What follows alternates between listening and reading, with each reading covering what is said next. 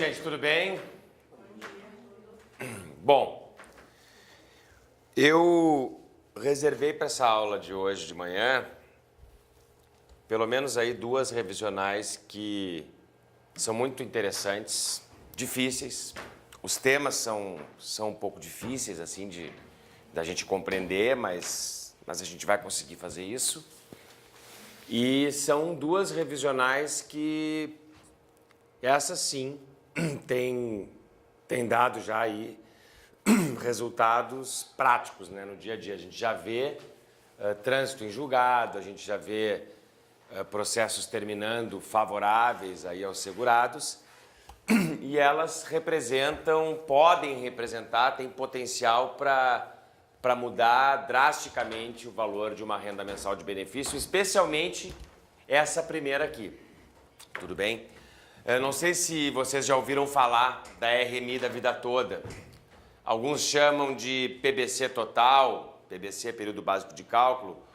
Outros chamam aproveitamento das contribuições anteriores a julho de 94, como queiram chamá-la. Mas a tese central é a não aplicação do artigo 3º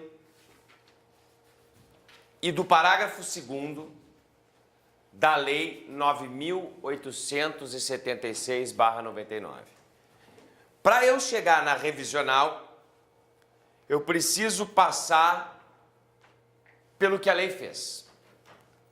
O que aconteceu em 1999 e ontem eu referi para vocês que eu usei uma expressão e disse, vou reservar essa expressão para depois, né? Antes de 1999, nós tínhamos um sistema de cálculo de benefícios previdenciários que não traduzia a história contributiva real do segurado, porque se pautava pelos últimos 36 salários de contribuição dele, sendo que no histórico dele ele podia ter 30 anos, 35 anos, 25 anos. Então, quando a Constituição foi alterada pela Emenda 20 e esse critério de cálculo que lá estava deixou de constar do texto magno, o legislador ficou completamente livre para dispor sobre a matéria. Nós falamos sobre isso ontem. E dentro desta liberdade do legislador, ele, já que a idade mínima não veio com a Emenda 20, trouxe a Lei 9.876, que, dentre outras coisas, introduziu o fator previdenciário nos benefícios de aposentadoria. Mas, além de introduzir o fator previdenciário, que foi a grande novidade, alterou o próprio sistema de apuração de valor de um salário de benefício, que até então era os últimos 36, passando a ser agora todo o período contributivo, e foi essa expressão que eu disse que reservaria para hoje. Diz a Lei 9.876, dando redação ao artigo 29, nova redação ao artigo 29 da Lei 8.213. O salário de benefício consistirá na média aritmética simples dos maiores salários de contribuição correspondentes a 80% de todo o período contributivo, multiplicada ou não pelo fator previdenciário, a depender do benefício que estivermos concedendo. Aposentadoria por tempo e aposentadoria por idade tem previsão de fator previdenciário, sendo que na aposentadoria por idade o fator previdenciário é opcional. Só é aplicado se gerar vantagem ao segurado, o que raramente acontece, mas pode acontecer. Na aposentadoria por tempo, sua aplicação é obrigatória, salvo ser, desde 2015, atingida a fórmula 95/85, que é progressiva no tempo e vai aumentando até chegar em 100/90. Tá bem. Então, a partir da 9.876, dando nova redação ao artigo 29 da 8.213, o salário de benefício passa a ser a média dos maiores salários de contribuição correspondentes a 80% de todo o período contributivo. Essa é a expressão que está na regra permanente, na regra do artigo 29 da Lei 8.213. Todavia, e aí é que entra o cerne do problema, esta regra ela é modificada, pode ser modificada, quando nós estivermos tratando de segurados antigos, segurados que ingressaram no regime geral de previdência antes da edição da lei. E aí é que entram os artigos, o artigo 3º e o parágrafo 2º da Lei 9876.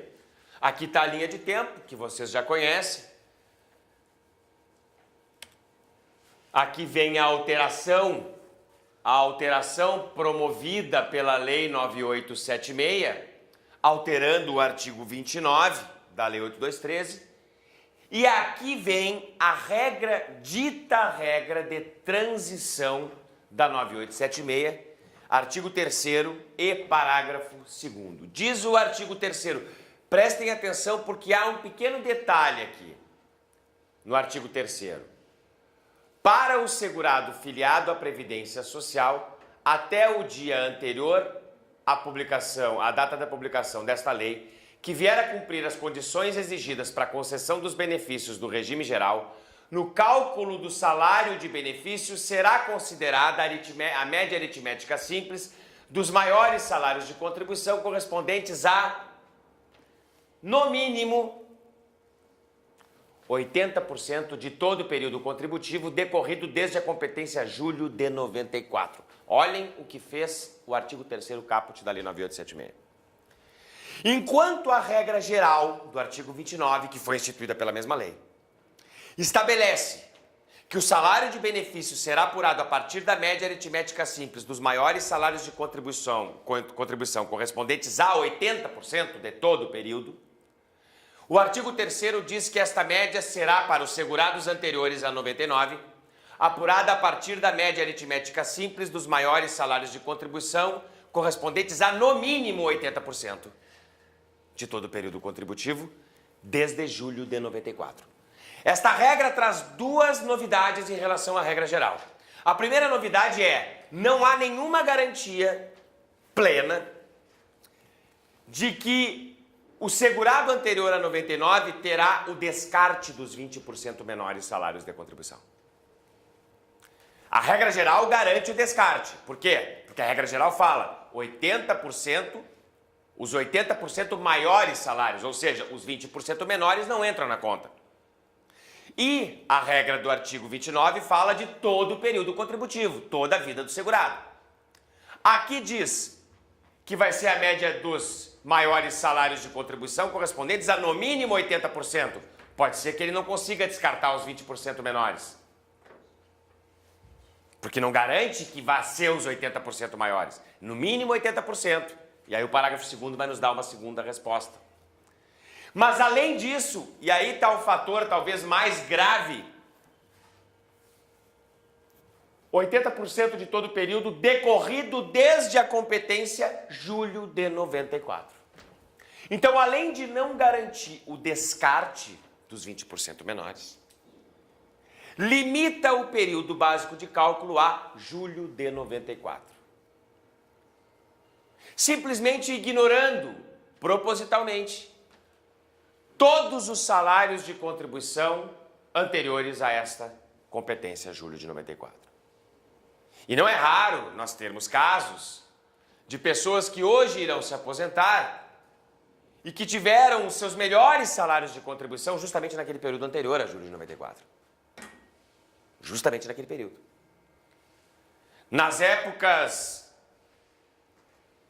de ouro da sua vida laborativa, no auge da sua capacidade produtiva, nos melhores empregos que teve, e, no entanto, estes salários de contribuição não integrarão o cálculo da sua aposentadoria ou de qualquer outro benefício. Porque esta regra do caput do artigo 3º vale para todos os benefícios. Auxílio-doença, aposentadoria por invalidez, aposentadoria especial, aposentadoria por tempo, aposentadoria por idade, auxílio-acidente. Muito obrigado. Pensão por morte, se não estivesse aposentado. Ou seja,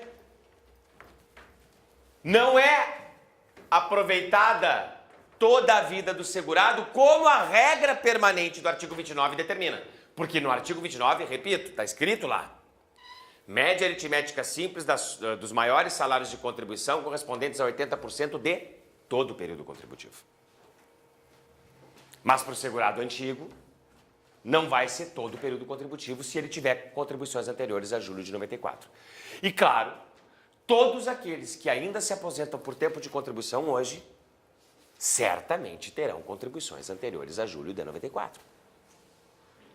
Certamente terão. Porque para fechar os 35 anos de contribuição, certamente haverá de ter contribuições anteriores a julho de 94, porque de lá para cá nós temos 23 anos. E precisa 35 ou 30 para uma aposentadoria por tempo. Então, há aqui uma restrição. Não necessariamente esta restrição de período básico ir até julho de 94 apenas, não necessariamente vai causar um prejuízo ao segurado. Pode ser que não. Pode ser que aqueles salários dos anos 80, do início dos anos 90, sejam os piores. Bom, aí foi sorte dele. Sorte dele. Mas e se foram os melhores? E se aquele momento foi o melhor da vida dele em termos de contribuição e de salários? Tudo aquilo fica fora do cálculo da aposentadoria. Então nós temos uma divisão entre segurados novos, pós-99, e segurados antigos, pré-99. De modo que aos segurados novos são garantidas duas situações. O aproveitamento de tudo que eles têm na vida, tudo, porque não há limitador para eles, e a garantia do descarte dos 20% menores salários sempre. Então os novos têm isso. O aproveitamento de tudo e sempre descartando os 20% menores. Os antigos não terão o aproveitamento de tudo porque se limita a julho de 94. E não se garante o descarte dos 20% menores porque aqui fala no mínimo 80%. Pode ser aproveitado mais e mais do que isso. Aí entra o parágrafo 2º, que é a regra do divisor mínimo. Alguém já ouviu falar disso? Conhecem, entendem o divisor mínimo? O que é a regra do divisor mínimo? A lei impõe ao segurado mais antigo, que ingressou no sistema antes da Lei 9.876, antes mesmo de 94, que quando ele vai se aposentar agora, seja observado um divisor mínimo na hora de apurar o valor, equivalente a 60% do período decorrido entre julho de 94 ou do início das contribuições, se foi posterior a julho, mas anterior a 99, até a data do requerimento, um divisor de 60%. Vamos a um exemplo para compreender. Supondo que alguém ingressou no sistema nos anos 80. Vai se aposentar ou se aposentou em 2015. Em maio de 2015. Quantos meses nós temos de julho de 94 a maio de 2015? 250 meses. 250 meses é o que nós temos. Tá bem.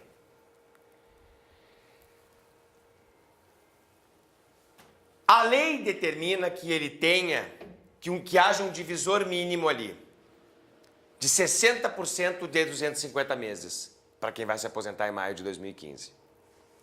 Quanto é 60% de 250 meses? 150 contribuições. Ele precisa ter, entre julho de 94 até 2015, maio, um número de contribuições que, descartando os 20% menores, ele fique igual ou acima de 150. Porque se o número de contribuições que ele tiver e houver o descarte dos menores, se com esse descarte ele ficar inferior a 150, ele já não descarta tudo. Por isso, no mínimo 80%. Vamos lá. Nesse mesmo exemplo, ele chega em 2015, maio, e ele tem 200 remunerações naqueles 250 meses. O divisor mínimo é 150. Mas em 200 remunerações, se ele descartar 20%, ele descarta 40%. Ele fica com quanto? 160. Não teve prejuízo. Ele conseguiu descartar todos os menores. O único prejuízo dele vai ser limitar a julho de 94. Ou pode não ser prejuízo. Pode ser que as melhores remunerações dele sejam efetivamente as novas e não as antigas. Mas vocês vejam, neste caso, porque ele tinha um número de contribuições que, retirando os 20% menores, ele ficou igual ou acima do divisor mínimo, não há prejuízo. Agora vamos diferente, vamos pensar diferente. Ele não tinha 200 remunerações. Ele tinha 170. 170, se eu tirar 20%, eu tenho que tirar 34. Os 34 menores. Me sobrariam 136. 136 está abaixo de 150. Então ele não extrai os 20% menores. Ele não vai conseguir eliminar as 34 menores. Ele vai conseguir eliminar 20 menores. Vocês entendem?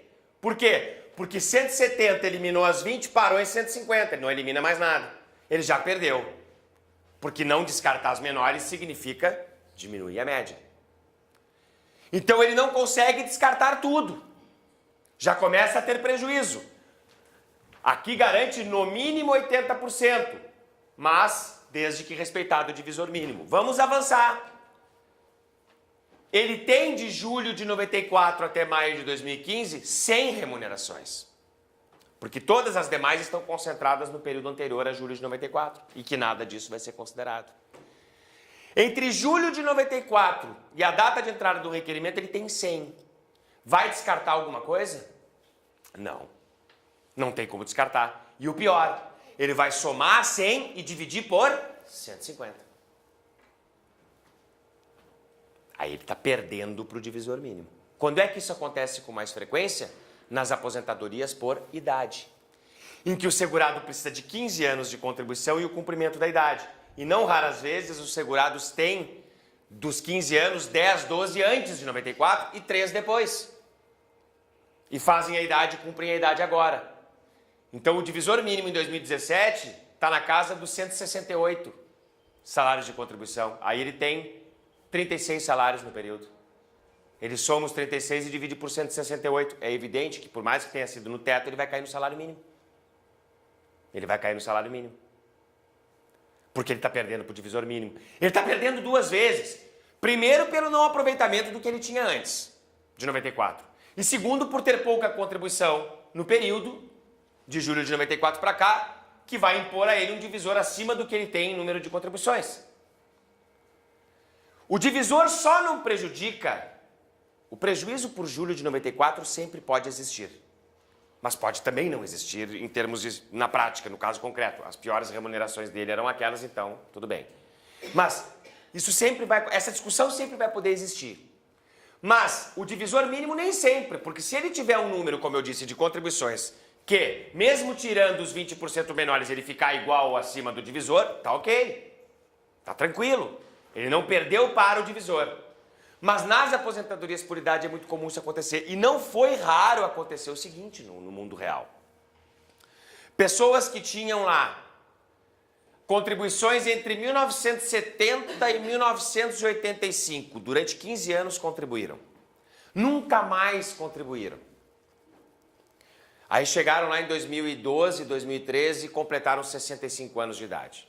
Um homem. Pode se aposentar? Ele não contribuía há 30 anos. 35 anos. Pode se aposentar? Pode. A aposentadoria por idade, por tempo em especial, não exigem qualidade de segurado para sua concessão. Exigem apenas a conjugação de dois requisitos. A idade ou o tempo, conforme a modalidade de aposentadoria, e a carência. Tinha 15 anos de contribuição? Tinha. Tem idade de 65? Tem. Se ele se aposentar assim, qual o valor do benefício? Nunca contribuiu depois de julho de 94. Salário mínimo. Mas aí ele resolve dar uma desperto. Meu período básico de cálculo é de julho de 94 para frente. Ele só leu a 8213, só leu o artigo 29. E muitas vezes o seu advogado também só leu o artigo 29. E o advogado recomenda, vai lá e paga uma no teto. Porque o teu PBC vai ser aquela. E aí eles vão ter que calcular teu benefício com base no teto, tu vai pegar 85% do teto, porque a aposentadoria por idade, a renda é 70% mais 1% para cada ano de contribuição. Como eu vou ter 15 anos de contribuição, eu chego em 85%. A média vai ser o teto, ponto final, tu vai te aposentar aí com R$ 4.500. E o cara vai lá e compra essa ideia. Aí ele vai se aposentar, salário mínimo. Por quê? Porque pegaram aquela uma contribuição dele, somaram ela, 5.531, que é o valor do salário de contribuição, mas dividiram por 168. Vai dar muito menos do que o salário mínimo, mas aí como ninguém pode ganhar menos do que o salário mínimo, fica em salário mínimo. E aí esse cara volta no escritório, obviamente. Doutor, o senhor me prometeu 4.500. E agora eu ganhei salário mínimo. E eu paguei R$ 1.100 por aquela contribuição. Não precisava ter pago nada para ter o mesmo salário mínimo. Então, daqui a pouco, vocês, para não se incomodarem, se eu te devolvo os 1.100, né? Isso aconteceu muito. Muito. Ali nos anos 2008, 2009, 2010, eu vi muito acontecer isso. E o que se pode fazer em relação a isso? Né? O que se tem a fazer em relação a isso?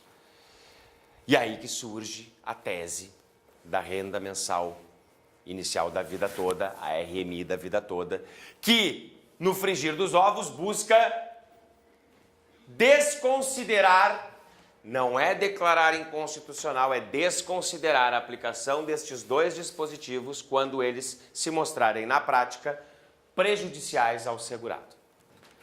Não se trata de arguir inconstitucionalidade, não é isso. Se trata apenas de dizer que há duas regras vigentes e que, pelo princípio maior do direito previdenciário, de dever de concessão do melhor benefício, deve ser aplicada a lei mais vantajosa ao caso concreto. Não é, repito, tese de inconstitucionalidade. Nós não queremos falar em inconstitucionalidade. Até porque nós já sabemos o resultado que isso terá se a matéria for apreciada no âmbito do Supremo Tribunal Federal. Então não se trata de inconstitucionalidade. Então nós temos duas coisas para atacar. Uma é a limitação a julho de 94. A outra é a aplicação do divisor mínimo quando isso acontece. Nas aposentadorias por tempo de contribuição, é muito raro o segurado sofrer algum prejuízo pelo divisor mínimo. Porque o segurado que tem 35 anos de contribuição hoje, muito provavelmente, vai ter um número de contribuições expressivos dentro de 94 para cá. Esse divisor mínimo, e gente, lembrando, essa regra do divisor mínimo só tem aplicação para as 3 espécies de aposentadorias voluntárias, tempo e idade especial. Esse divisor mínimo vai gerar problema mesmo na aposentadoria por idade. É ali. Eu até entendo o divisor mínimo. Eu entendo o porquê do divisor mínimo. Porque já que limita a julho de 94, então realmente é interessante colocar um divisor mínimo para evitar o sujeito chegar sem nenhuma contribuição de lá para cá, cumprir a idade e pagar uma no teto, se aposentar pelo teto. Claro que dá para compreender. Então o divisor mínimo para ser eliminado tem que passar pela eliminação da limitação a julho de 94. A grande tese é eliminar julho de 94. Se tu consegue fazer isso, tu elimina o divisor mínimo. Tu elimina o divisor mínimo. Bom, eu preciso mostrar para vocês um caso concreto que eu peguei no escritório, porque eu fiz algumas dessas ações, eu confesso também que eu estou assim, um pouco resistente a vender ações assim de... Vamos pegar, vamos captar, vamos fazer 1000 ações e vamos... Não, calma aí. A gente também não pode ter essa ganância, porque daqui a pouco são 1000 clientes insatisfeitos quando tu perderes. E se 1000 clientes estão satisfeitos, eles se transformam em 2000, 1000 clientes insatisfeitos se transformam em 20.000. Então eu prefiro ter um pouco mais de cautela. Mas olhem só o tamanho desse monstro, no que ele pode se transformar. É aqui o caso concreto. Agora eu tenho que sair daqui. A gente que está no escritório hoje em dia, a gente está tão acostumado a trabalhar com 2 telas, né? É difícil, né, para nós já, na nossa geração, né, nossa geração Y, a gente trabalhar com uma tela só. Aqui eu tenho um caso. Cai aí. Vamos lá, como é que era que eu fiz antes? Visualizar, exibição da página. Tá bom, que maravilha. Ele nem segura aqui, ó. Eu tenho que... Ó, que espetáculo. O que eu faço aqui, hein? Geração Y. Não, ele não clica, ele tá assim, de mau humor. Como é que eu tiro isso aqui, por exemplo? Podia tirar só isso aqui, só tirar isso aqui. Coisinha séria. Tá, deixa eu ver. Aqui talvez. É pra ser aqui, mas não tá rolando. Dá um ESC e tenta de novo. Ah, é que ele tá apertando o ESC aqui, por isso. Aí, ó. Tinha um fio aqui em cima do ESC. Geração Y. XYZ, né? Tá aqui, ó. Esse aqui é o caso do meu tio, que é um grande personagem das minhas aulas. José Franklin, que é o tio Kiko. E é meu tio mesmo, irmão da minha mãe. O que aconteceu com o tio Kiko? E ele já sabe que eu falo dele em sala, então não tem problema nenhum. O que aconteceu com o tio Kiko? O tio Kiko foi um exemplo, e eu estava na procuradoria ainda. Ele trabalhou no final dos anos 70, no início dos anos 70, final dos anos 70. De 80 a 99, ele foi cargo comissionado na Procuradoria-Geral do Estado, sempre recolhendo pelo teto. Sempre recolhendo pelo teto. Só que quando ele saiu da Procuradoria em 99, ele nunca mais contribuiu para o sistema. E veio a cumprir a idade de 65 em 2013, quando ele tinha no total 25 anos de contribuição. Então o INSS foi calcular o benefício dele e, claro, olha aqui, julho de 94, limitou. Olha aqui as contribuições dele. Quem está acostumado a lidar com cálculo sabe que isso aqui é sempre teto, né? 582, 832, 957, 1031, sempre pelo teto, sempre pelo teto. Então ele pegaria uma média interessantíssima ali, naquele momento. Só que limitou a julho de 94 e o seguinte, ele tinha aqui nesse histórico, vamos ver aqui, ó, 1, 2, 3, 4, 5, 6, 7, 8, 9, 10, 11, 12, 13, 14, 15, 16, 17, 18, 19, 60 salários ele tinha nesse período, 65 salários, deixa eu ver.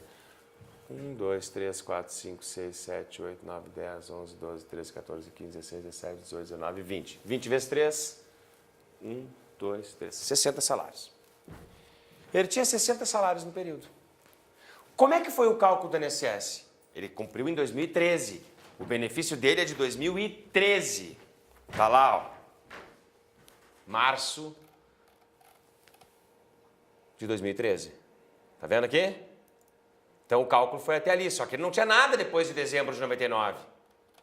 O que fizeram? Somaram todos os 60 e aplicaram e dividiram todos os 60 somados, que dava 182 mil.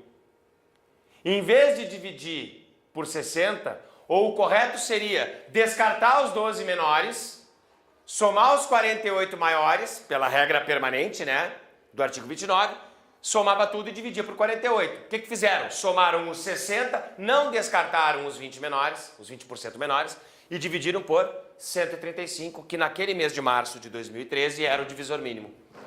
Era o divisor mínimo. Era 60% do período entre julho e março, julho de 94 e março de 2013. Salário de benefício, 1.355. Como ele tinha 25 anos de contribuição e se tratava de uma aposentadoria por idade, ele pegou 95% dos 1.355. Renda mensal do benefício dele de aposentadoria por idade, 1.287,40. Sendo que a média dele, se fosse feita como a regra do artigo 29 manda, daria mais de 3 mil reais. Daria mais de 3 mil reais. Vamos lá. 1.355 com 1.287,40 a renda mensal dele final, porque ele perdeu para o divisor mínimo. Notem que ele dividiu 60 por 135, ele ficou com menos da metade. Menos da metade do valor real da média. Isso nem estou falando do descarte dos 20% menores, porque ele ainda teria uma vantagem. Porque olha aqui, os últimos meses dele, pós-dezembro de 98, ele contribuiu para o salário mínimo. Tu certamente tiraria esses da conta, se tu pudesse eliminar os 20% menores. Então tá, aí aconteceu isso com o tio Kiko. E na época, 2013, ele me ligou. Obviamente que nessas horas, ele me ligou depois que a aposentadoria foi concedida, depois que ele fez o saque. Quando ele sacou esse alemão, eu chamo de alemão, né? Não tenho a menor ideia. Né? Não, eu era alemãozinho quando era pequeno. Tive meu momento de glória. E aí ele disse, alemão, o que aconteceu com o meu... O INSS errou. E aí eu disse, não, o INSS não errou. É isso aí mesmo. Mas como? Que absurdo, eu sempre contribuí pelo teto. Pois é. E ainda brinquei com ele, absurdo é tu poder te aposentar. Tá desde 99 sem recolher e tu ainda conseguir se aposentar agora em 2013, 14 anos depois. Isso é a prova de que o sistema não pode funcionar. Não pode. Brincadeiras à parte, e aí eles, pô, mas eu achei que eu ia pegar uma média melhor. Eu achei que eu ia pegar um valor melhor de benefício. Notem que todos os salários dele corrigidos aqui, ó, a maioria dá para 3.400 para cima. A média dele seria muito boa. E o teto não era 4.000 nessa época. E aí eu disse, bom, não tem o que fazer. Agora, espera um pouco mais. E isso, nessa época eu já tinha preparando uma aula, eu estava preparando uma aula e me ative a essa questão aqui e comecei a refletir sobre isso. Eu disse, olha, o dia que isso aqui se tornar uma revisional, eu estava na Procuradoria, nós vamos ter um problema muito sério. Porque é a possibilidade de uma revisão de benefício que pode duplicar, triplicar, quadruplicar, quintuplicar o valor do benefício. Claro. Porque se isso vingar, tu pode ter pessoas que se aposentaram com um salário mínimo, mas que se tu considerar os salários anteriores a julho de 94, elas pulam para o teto. Porque daqui a pouco, numa aposentadoria por idade, ela nunca teve contribuição depois de julho de 94. Vai pegar salário mínimo. Mas se tu considerar os salários de contribuição que ela tinha entre 70 e 85, digamos que tenha sido teto, vai pegar teto. Então tu pula de salário mínimo para R$4.000, para R$5.000. Tu quintuplica o benefício. Então isso passou pela minha cabeça. Quando eu saí da Procuradoria, a primeira coisa que eu fiz foi ligar para o tio Kiko. Disse, aí, tio Kiko, é agora que nós vamos testar a tua situação. E aí chamei ele no escritório. Qual era o meu grave problema, a grande dificuldade? Alguém já fez essa ação aqui? Então vocês vão enfrentar isso. Sistema para calcular.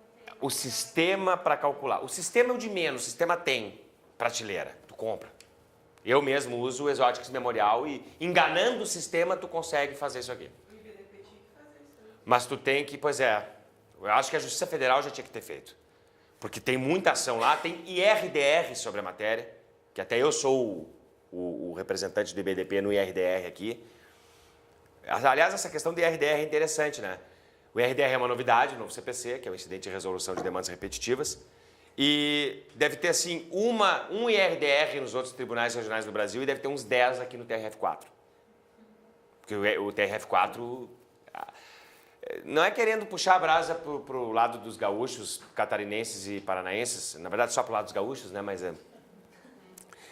a melhor advocacia previdenciária do Brasil está aqui. Isso é absolutamente incontroverso. Não tem como não concluir isso. É só tu ver as grandes questões que estão em repercussão geral e recurso repetitivo no STJ e no Supremo. Os recursos são daqui. Normalmente vêm daqui. Os escritórios daqui são os melhores do Brasil. Por isso que é tão difícil a concorrência aqui no nosso estado. Agora tu sobe, vai para São Paulo, vai para o Rio de Janeiro, tu vai para o Nordeste, não tem concorrência, muito menos. É muito mais fácil de tu te posicionar no mercado. Muito mais fácil. Tanto que o meu escritório está fazendo todo esse movimento de saída, não saída, mas de abrir em outros lugares, né? A gente está fazendo isso muito em São Paulo, interior, e Rio de Janeiro e Recife. E o que acontece? No IRDR aqui, a gente está discutindo a unificação da jurisprudência, que já é unificada. Porque as duas turmas estavam dando isso aqui. Recentemente, as duas turmas passaram a dar, de 1 ano e meio, 2 para cá. Quando eu estava na Procuradoria, ninguém dava, ninguém postulava isso. Quando eu saí e fui fazer a pesquisa, já tinha um ou outro precedente no Tribunal Regional. Daí a gente tentou fazer ação. Mas qual é a dificuldade? Não é o sistema. A Justiça Federal já deveria ter criado um. Eu até sugeri isso pro desembargador João Batista. Eu disse, cara, tem que pedir pro cara criar um sistema para calcular isso aqui. Mas se tu pegar o Exotics Memorial ou prévios mesmo, eles já fazem esse cálculo. O problema não está aí. O problema está em achar esses salários de contribuição antigos. Porque vocês sabem que nem tudo que é antigo está no CNIS. E aí, como é que eu vou fazer? No caso do tio Kiko, eu tinha uma vantagem. De 80 a 99, ele trabalhou no mesmo lugar, que era um órgão público oficial. Ele era um cargo comissionado, então eu tinha todas as remunerações dele no CNIS ali. Mas as remunerações de 1970 e pouco, isso eu não tinha no CNIS. Aí eu fui para a carteira de trabalho dele. E na carteira de trabalho, isso é a vantagem da época da inflação, né? A vantagem da época da inflação.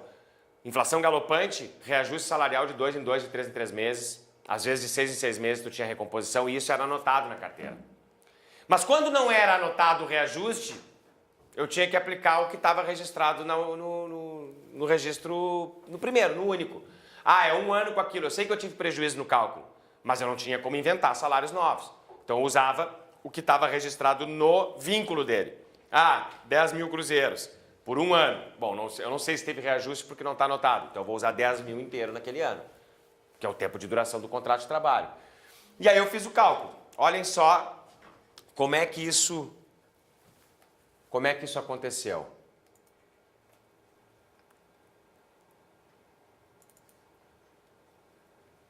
Agora sim. Eu usei o memorial, tá? O que eu fiz no memorial? Alguém tem memorial Exotics aqui? Muito cuidado. Quer fazer esse cálculo aqui, tem que enganar o sistema. Você tem que simular uma aposentadoria por invalidez. Porque senão ele vai aplicar o divisor mínimo de novo. Se eu disser que eu estou simulando uma aposentadoria por idade, ele vai aplicar o divisor mínimo de novo. Então eu tenho que dizer que é aposentadoria por invalidez. Aí eu quero achar o valor cheio, para depois aplicar os 95% da aposentadoria por idade. Então olha só, olha o caminho que eu tive que criar, que eu tive que percorrer para chegar no final. Olha só que interessante. Janeiro de 73, ele tinha lá na carteira 350, não sei o que era 350. Era 350, que hoje dava R$445 em 2013. 350, como isso aqui era o único de carteira, 350, fui com 350 até o próximo vínculo. Que aí, em agosto de 76, 1.500. Também, não tinha registro de aumento esses 4 meses por 1.500. Aqui também, de 79 até fevereiro de 80, eu usei os 6 mil. Daí passou para 10 mil. E depois ele entrou na procuradoria e aí começou. Aí tinha tudo no CNIS. E olhem só que interessante. Vai fazendo, todos os meses tu vai colocando os valores. Não, valores absurdos aqui, né? 474 mil, 1.161.000, vai botando, vai jogando. Tu não sabe que moeda é aquela, mas vai botando. Olha só, 1.161.000 em março de 2013, 4.744, que era mais que o teto. Vários passavam do teto. O teto, se não me engano, ali era 490, eu acho. Se alguém consultar aí vai ver que acho que era 490 em 2013. Aí fomos indo. Isso dá um trabalho, é um trabalhão porque é braçal, né? E como no escritório não tinha ninguém que manjasse assim para fazer, fui eu mesmo que fiz e deu trabalho. Eu sei, todas as RMI da vida toda quem fez fui eu. Aí vem vindo, até chegar 99. Aí 99 acabou. Olhem só que interessante o que aconteceu. Por que eu tive que botar aposentadoria por invalidez? Olha o que ele faz aqui, o cálculo. Total de meses no PBC, 511. Salários no PBC, 232. Se eu tivesse colocado lá em cima aposentadoria por idade, ele ia dividir os 232 por 306. Que seria 60% do período. Eu ia perder igual. E na ação eu estou atacando tanto a limitação a juros de 94, quanto o próprio divisor mínimo. Então eu tive que simular a aposentadoria por invalidez, porque na aposentadoria por invalidez não tem divisor mínimo. Então ele vai fazer simplesmente o seguinte, salários no PBC, 232. Ele vai aproveitar os 80% maiores, 186. Não vai aplicar divisor mínimo. Vai somar os 186 e dividir por 186. Salário de benefício, 4.268. Teto daquele ano, 4.190, eu acho. O tio Kiko ficou bem feliz. Sim. Só que eu tinha que ter muito cuidado para dizer isso para ele. Porque tu não pode dizer assim, tu vai ganhar isso. Não, nós vamos tentar buscar isso. E se tu ganhar, a gente fez um milagre. Tem que vender isso, né? Senão... Aí entramos com a ação. Deixa eu ver se eu tenho mais alguma coisa do cálculo para mostrar. Não, é isso. Então, na verdade, aqui, ó, eu limito ao teto e aplico 95%. Vamos para o valor da causa do tio Kiko. Esse sim é interessante. Olha aí, ó. A RMI dele passou a ser de 3.951. 95% do teto. O salário de benefício dele bateu no teto. 3.951 contra os 1.287 que o INSS deu. A diferença aqui, 3.951 para 1.287, 2.663 por mês. A diferença. Lá de 2013 para cá. Esse cálculo eu já fiz no JusPrev, da Justiça Federal.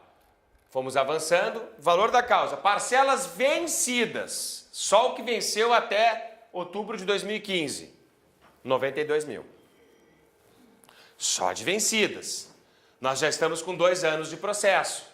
Isso aqui já deve estar na casa dos 180 mil. 170 mil de atrasados. 180 mil de atrasados. Que o tio Kiko não sonha que tem. Porque se ele sonhar, ele começa a gastar. Já começa a se endividar.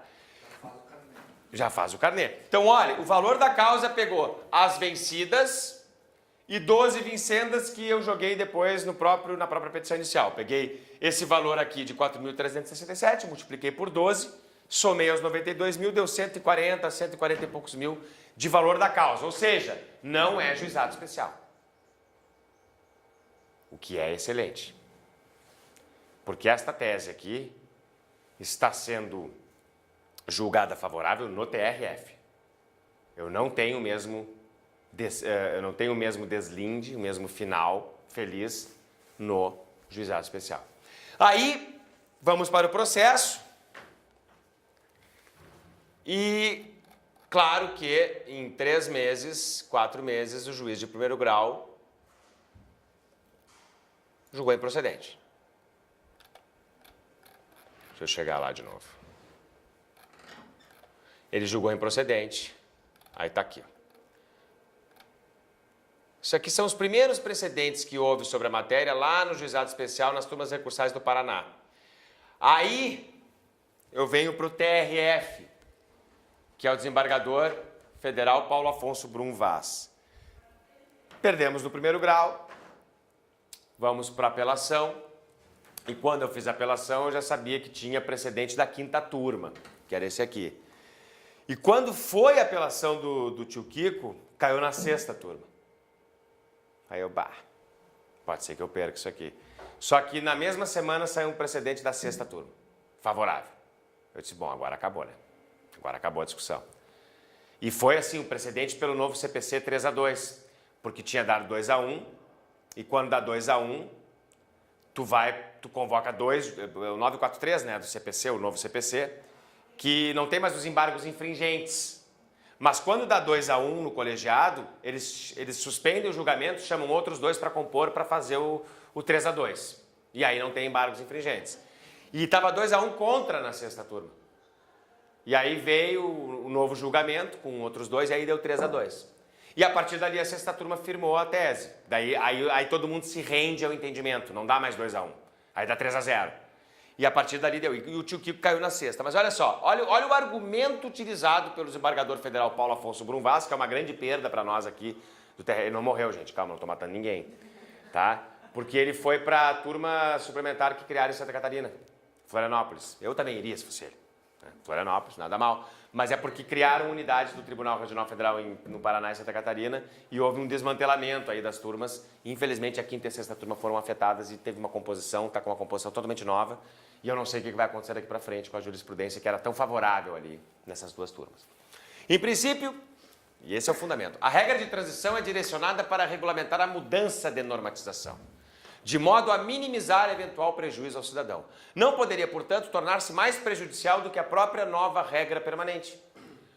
Mas, no caso em exame, a regra de transição somente vem beneficiar os segurados que possuírem mais e melhores contribuições a partir de julho de 94.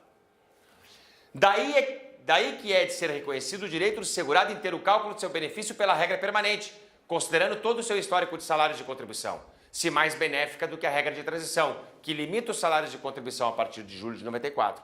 Isso porque não poderia a regra de transição do artigo 3º penalizar justamente os segurados que mais contribuíram para a Previdência Social. É o cerne do problema. O que a gente está defendendo na tese? A regra permanente, que é para os novos, não pode ser melhor do que a regra de transição, que é para os antigos. Se a gente for pensar em termos de perspectivas e expectativas de direito, quem é que tem melhores expectativas de direito, os antigos ou os novos? Os antigos. Porque as regras sempre foram mudando para pior. Então, quando tem regra de transição, é para preservar expectativas frustradas. Não para manter totalmente o direito anterior, mas para preservar minimamente algum resquício do direito anterior frente ao impacto mais negativo que a regra nova produz. E não é o que acontece aqui. Aqui nós temos o único exemplo do direito previdenciário brasileiro de uma regra de transição que é prejudicial ao segurado antigo e é obrigatória. Porque normalmente as regras de transição, elas são de aplicação facultativa, sem prejuízo da opção pela regra permanente. Se vocês lerem o artigo 9º da emenda 20, que traz aquelas regras de transição para aposentadoria proporcional que falamos ontem, ele vai dizer o seguinte: ressalvado o direito de opção pela regra do artigo 201 da Constituição, a nova regra, pode aposentar-se o segurado que cumprir os seguintes requisitos: 30, 25, 53 de idade, 48, pedágio de 40. Ressalvado o direito de opção pela regra permanente. Porque imagina se não tivesse o ressalvado ali e se entendesse que o segurado antigo só poderia se aplicar daquela forma, se aposentar daquela forma. Ele teria que ter idade mínima que o segurado novo não precisaria ter. Ele teria que cumprir pedágio que o segurado novo não precisa ter. Ou seja, ele teria uma situação pior do que o novo segurado que entrou depois dele com expectativas já menores. Então o fundamento aqui é defender que a regra de transição ela não pode ser obrigatória. E que ela só pode ser aplicada se vantagem gerar ao segurado. Eu não estou dizendo que é inconstitucional. Embora, num determinado momento das nossas manifestações, das nossas petições, a gente utiliza a argumentação pautada pelo princípio da isonomia. Porque olhem só que interessante o que pode acontecer em termos de desigualdade. O segurado novo não tem limitação a julho de 94. Porque ele entrou depois. O cara começou a contribuir no ano 2000. Tudo que ele tiver na vida dele vai ser considerado. E ele vai sempre ter o descarte dos 20% menores e ele não vai ter divisor mínimo. Aí nós temos duas situações que são rigorosamente iguais, mas com resultados diametralmente opostos. Querem ver? O sujeito contribuiu entre 1970 e 1985, sempre pelo teto da Previdência. Nunca mais contribuiu. Ele foi até 85. Em 2015, 30 anos depois, ele chega aos 65 anos de idade. Se aposenta, salário mínimo. Por quê? Porque tem o limitador a julho de 94. E nada do que ele tinha antes, que era sempre pelo teto. E qual era o objetivo da contribuição, qual era o destino da contribuição que ele fazia sobre o teto? O destino era sustentar as aposentadorias daquele momento, porque esse é o sistema repartido. Os atuais contribuintes sustentam os atuais aposentados. Ele cumpriu esse desiderato lá atrás. Agora é a vez dele, e ele vai se aposentar com salário mínimo, porque não tem contribuições posteriores a juros de 94. Situação A. 70 a 85 cumpriu a idade 30 anos depois de parar de contribuir em 2015. Situação B. Pela regra de hoje, o sujeito contribui de 2000 a 2015, vai cumprir a idade em 2045. Vai cumprir a idade em 2045, tá? Lá em 2045, ele chega aos 65, estou pensando com a regra de hoje, que é a que eu tenho, ele se aposenta. Como é que vai ser calculado o benefício? Média dos maiores 80% dos salários, sem descarte, sem divisor mínimo. Vejam bem, ele tem 15 anos em 45. O outro tinha 15 anos em 45. E um vai levar salário mínimo e o outro vai levar a média dos 80% maiores. Isso é flagrante. A desigualdade é flagrante. Tu tem uma vantagem excessiva para o novo em relação ao antigo. O antigo está extremamente prejudicado pela regra nova. O que seria o correto? Não, o correto é o seguinte. Vamos calcular o benefício desse primeiro exemplo, do exemplo A, partindo dos salários de contribuição dele da época dos 80% maiores. Claro, vamos ver se a correção desses salários para hoje vai dar um valor alto ou não vai dar, porque pode ser que os índices de inflação, os novos tetos e blá, blá, blá, mas calcula para ele. É isso que se busca nessa ação. E hoje tem dado resultados. TRF4 tem dado aqui na nossa região. Já estão massificadas em alguns... Já existe uma certa massificação dessa revisional. Embora, confesso que, conversando com os colegas e principalmente em sala de aula de pós-graduação, eu não vi praticamente ninguém fazendo essa revisão ainda. Gente, uma revisão que pode triplicar o valor de um benefício. E aí eu fui para a sustentação oral, no caso do tio Kiko, já sabendo que ia ganhar, porque a turma já tinha dado. Mas eu disse, eu vou lá, porque eu quero ver se a gente consegue uma tutela no acordo. Tutela antecipada, a antiga tutela antecipada, hoje tutela provisória. Eu fui lá no dia e quando saiu o julgamento, agora é o julgamento do Franklin e tal, aí era o desembargador João Batista, ele disse, o senhor não, acho que o senhor não tem interesse, porque eu estou provendo o recurso. E eu já sabia que isso ia acontecer. Mas ele disse, não, mas só uma questão, está deferindo a tutela, porque normalmente eles dão de ofício a tutela, mas eles dão na concessão, né? Não na revisão. E o desembargador falou, olha, normalmente eu não dou tutela em revisão. Aí eu ponderei, mas não é uma revisão simples, né? Ele pula de 1.200 para 3.900. É uma concessão isso aqui. E aí a doutora Salise Sanchotene, que é a desembargadora também, que é voto vencido nessa questão, e ela disse isso, olha, eu sou voto vencido nisso aqui. No julgamento que deu 3-2, eu que puxei o divergente. Mas, agora que definiram, eu me curvo ao posicionamento da turma e estou dando tutela, porque já a gente definiu a matéria.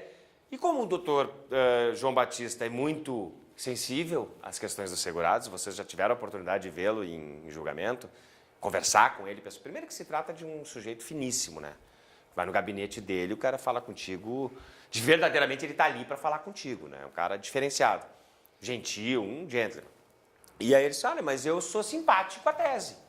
Então eu já defiro aqui. E a partir dali começaram a deferir todas as tutelas. Aí eu comecei a ficar com medo.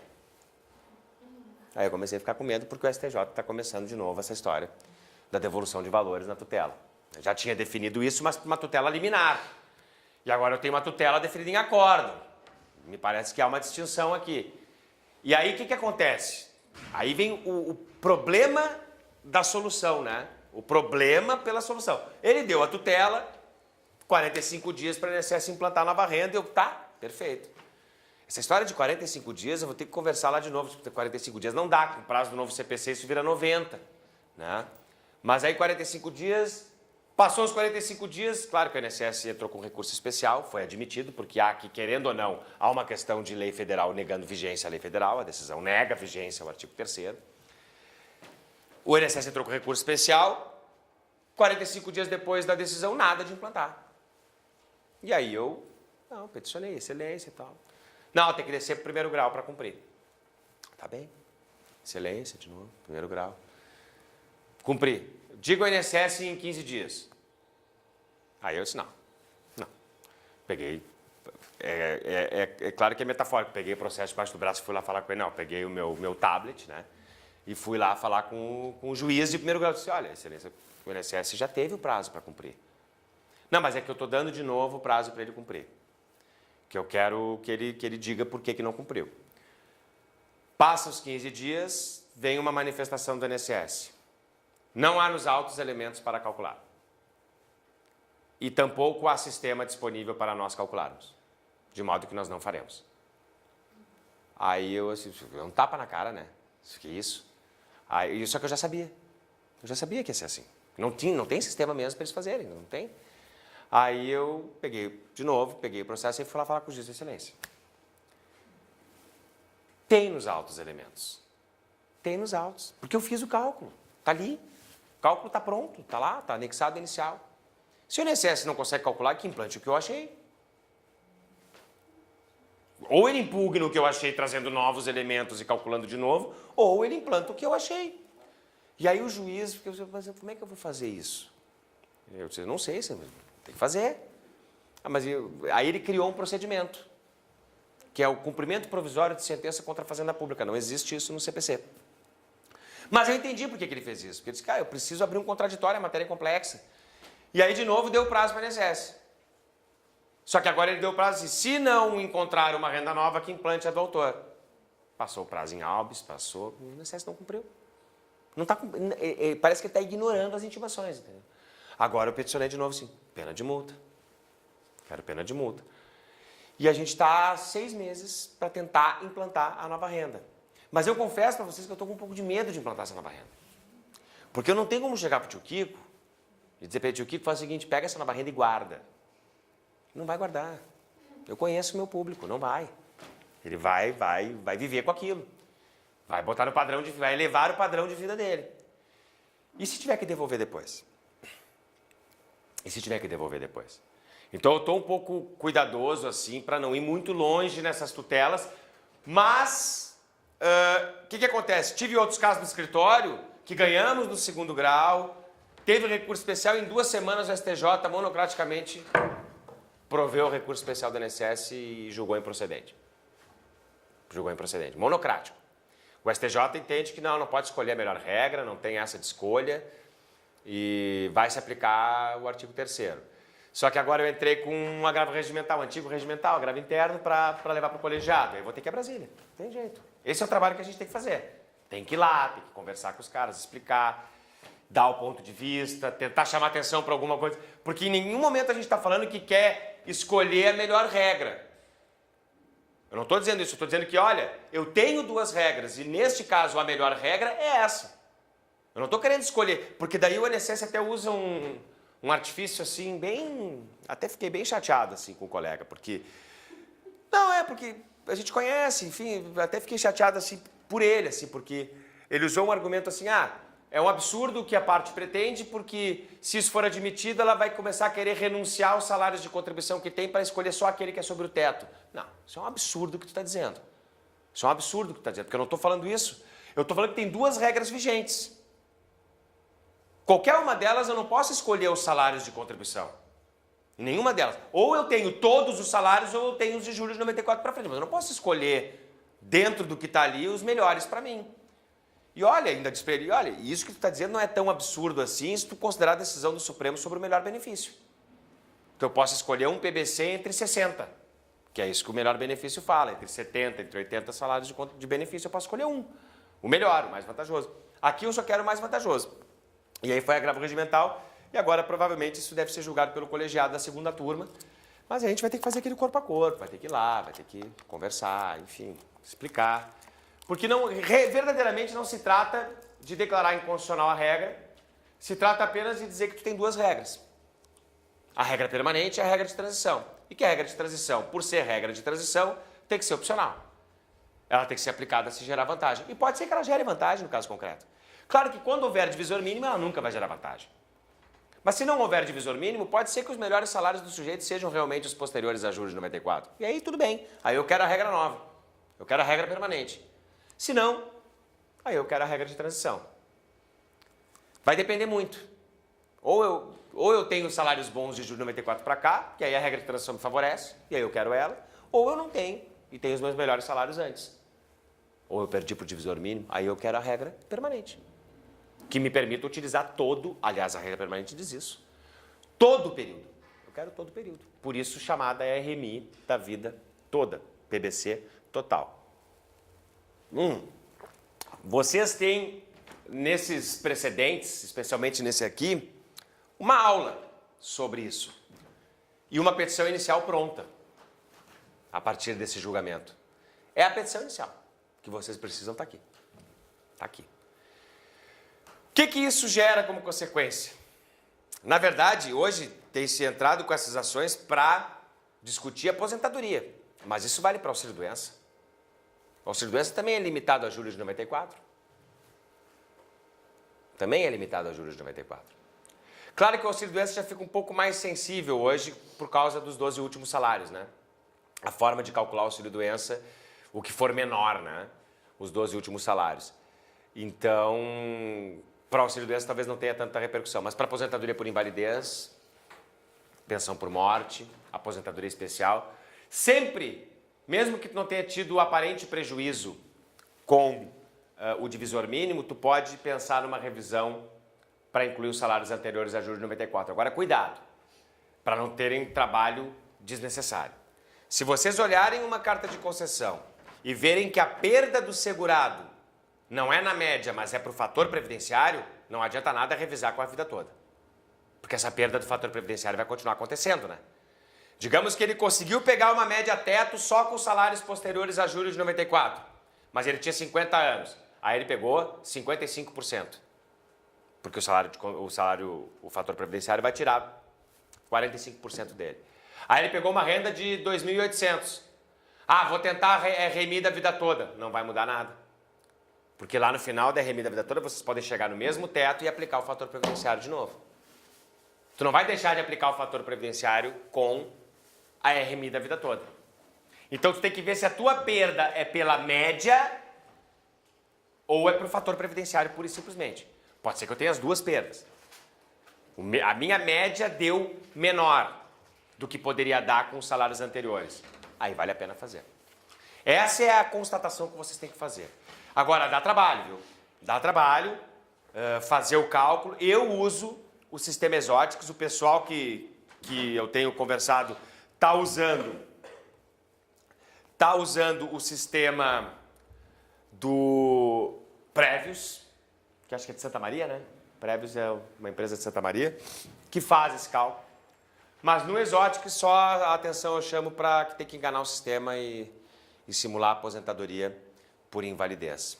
Eu acho que a gente ainda tem muito trabalho aqui, né? Como eu falei, eu tô no IRDR aqui, mas acho que essa questão aqui a gente tem que ganhar no STJ logo, tem que convencer os caras lá de que a gente tem razão. Porque vejam bem, se a gente trabalha com o direito de opção, não é matéria constitucional. Não tem por que o Supremo se meter nisso. E aí a gente fica tranquilo, né? Porque se essa matéria subir para o Supremo, aí eu tenho medo, tenho receio de que não dê muito certo. Agora, fazendo uma pesquisa das regras de transição que nós temos, é a única que é obrigatória e que é pior. É a única que é obrigatória e que é pior. Normalmente as regras de transição são mais vantajosas em relação à regra permanente. No caso concreto, ela até pode ser mais vantajosa, a regra de transição. E aí eu quero ela. Mas normalmente a regra de transição é mais favorável. Normalmente é para ser. Nesse caso, normalmente ela não é. Normalmente ela não é. Pode até ser, mas normalmente não é. E ela é obrigatória. E talvez esse seja o grande problema, porque a gente apela para argumentos históricos, né? Mas é interessante, é uma revisão que... é a maior revisão da história, eu nunca vi nada parecido com isso. Em termos de valor, em termos de potencial, né? Tu poder subir de salário, teve um outro cliente de escritório que foi isso, subiu de um salário mínimo, que era 724, da época da concessão do benefício, para o teto. Para o teto. E esse foi no STJ agora julgado, 2 semanas do julgamento monocrático dando contra. Então vamos ver o que vai acontecer lá em cima. Tem que fazer esse trabalho, tem que investir, tem que ir lá, porque o cliente não pode pagar para a gente ir, né? A gente tem que ir por nossa conta. E aí, às vezes, isso complica. Mas é isso, gente. Essa é a RMI da vida toda. Não é qualquer coisa. Não é qualquer coisa. É trabalhosa, mas vale a pena. Que horas é o intervalo de manhã? Quem sabe a gente antecipa um pouco o intervalo, porque daí eu já inicio, senão eu vou ter que quebrar no meio aqui, e isso aqui, gente, é interessantíssimo. Primeiro porque é uma obscuridade, né? A gente começa, eu sei porque dou aula há muitos anos, quando a gente fala em atividades concomitantes, o pessoal começa a ter um certo tremor, assim, a gente percebe assim um empalidecimento, assim, o cara começa a ficar pálido, começa a suar frio, treme, não, atividades concomitantes, não pode, e tá, vamos trabalhar com isso aqui daqui a pouquinho. E essa é uma revisão interessante que está dando resultado. Essa eu acredito que a gente vai pacificar nos tribunais superiores também, que eu acho que não tem muito sentido não dar certo, tá? Daqui a pouco a gente volta, vamos tomar um cafezinho.